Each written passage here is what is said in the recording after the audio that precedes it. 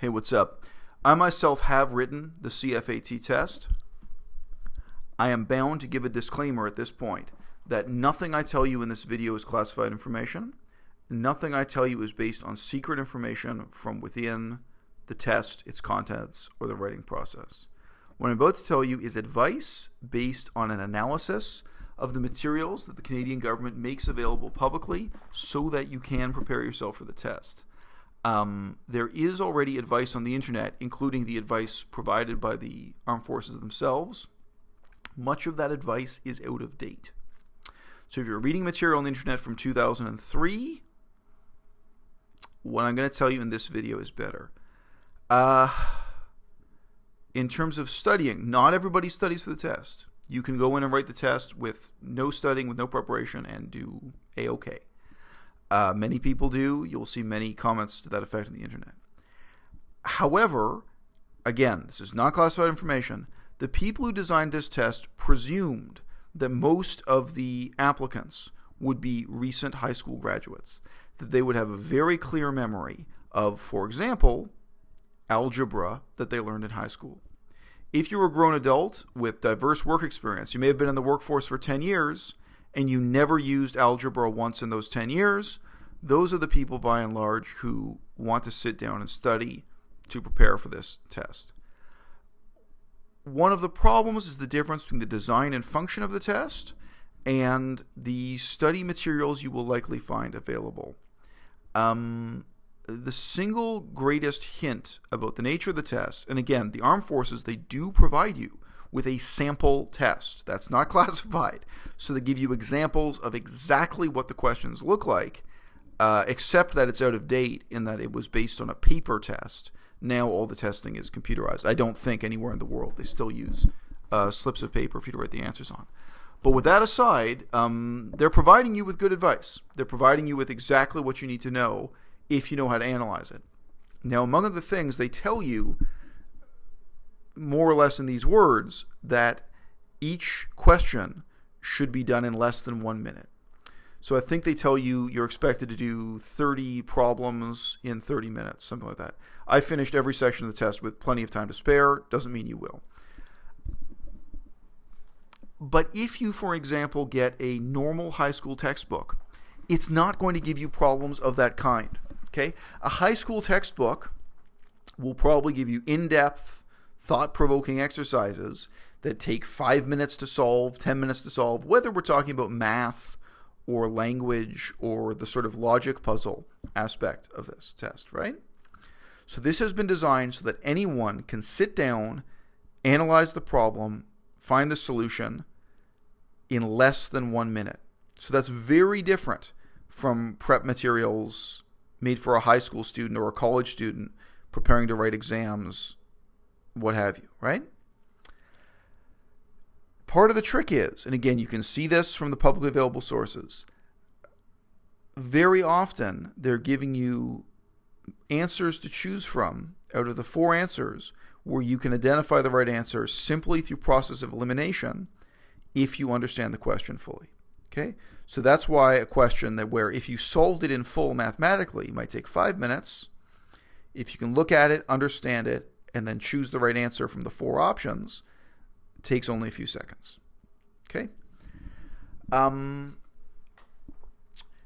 The other thing you need to make an effort to do when you speak to the recruiting office before you write this test, or on the same day as the test, or after, you need to motivate the people in that office to actually sit down at their computers and tell you the hard data about the hiring process and the number of positions for the jobs you've applied for within the military. Okay? Ideally, you would know that before you ever wrote this test. I think the vast majority of people only find it out afterwards, or they never find it out at all. Okay? So in my case, I discovered that really there was absolutely no possibility of my joining the military because there were only 4 positions available. For another, it was 5. For another, it was 6. An incredibly small number of positions available. And in reality, the selection of the people for those positions has nothing to do with my credentials, has nothing to do with the knowledge and ability, the assets I can bring to that job.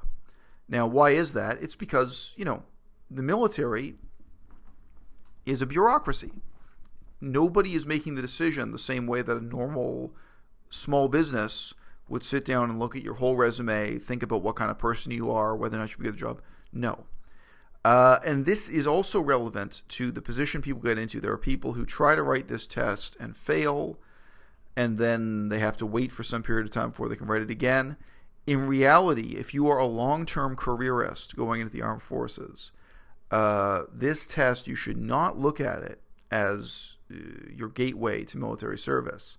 In reality, as people have probably already told you at the recruiting office, the first thing you should do, if that's the kind of guy you are, is sign up for one of the part-time jobs in the military, not necessarily the reserves. There are different part-time careers that have basically no barrier to entry. Once you've entered those, the standards applied to you are completely different because basically the Army already has a way to evaluate your competence. There's certainly no point in thinking of this like a test where the higher the score you get, the better a chance you get to achieve a given position within the Army. In reality, it would be your experience doing other jobs, whether that's first working in the reserves, doing a part-time job in the Signals Corps, or serving in the infantry for a few years, although it's not really your dream to be in the infantry, some other position you have in mind. That kind of service first both opens the doors to the jobs you want to apply for, and also it allows you to apply again and again, year after year, while having steady employment within the military of some kind. By contrast, it would be completely absurd if you're a civilian living outside the military to write this test, study math, write the test again, and repeat year after year. It'd be a lot of paperwork too. It's a lot of bureaucracy. The design of the test is well calibrated to exclude certain people at very low levels of competence. That may sound mean-spirited, but that's the reality of the test. This test would never establish the difference between someone who can write an essay that gets an A+ and an essay that gets a C-. This does not separate a genius from a person of average intelligence.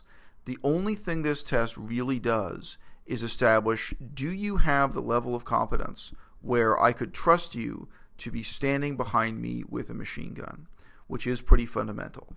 So in looking at the publicly available test, it may seem strange to you there are all these things that really just sort of exclude people with severe dyslexia. The spatial reasoning, the logic, even the reading and math elements. Looking at the practice test, if you imagine the kind of person who would really struggle, who would really find this difficult, somebody with severe dyslexia, I think, would find this test incredibly difficult. But in terms of minimum competence, not maximum ability as a creative writer, thinker, artist, or anything else, that is what they've decided is crucial. Picking up a box and turning it inside out and backwards and remembering which way is up. I assume they think that relates to whether or not you can handle an ammunition cartridge and be reliable on the job in different ways. Now, unfortunately, the Army promotes this test as if it's not a test of minimum competence, as if it is used to rank upper levels of ability. That's the way they talk it up. Even after you've written the test, they kind of sell you this line as if people who get higher scores are going to be recruited first and considered first and so on. And that is just ridiculous. So for any particular job, the contents of this test, and again, none of this is classified. If you've seen the practice test, there is absolutely nothing on that test that says whether or not you would be good as a naval officer. There is nothing in the test that says whether or not you would be good as a pilot. There is nothing in the test that establishes your talents, reliability, or intelligence in any way. It is really just calibrated to measure whether or not you have minimum competence in language, logic, arithmetic, etc. So that's my fundamental advice. Probably the majority of people watching this video are concerned about the math. You need to think about the math not in terms of solving the problem, but in terms of a logical approach to the multiple choice questions and to being familiar enough with the underlying mathematical concepts that you can rapidly understand the problem and select the best answer. It's not really about doing long division or complex reasoning on a piece of paper, Although, again, to some extent, they promote the test to you as if that really is what it's about.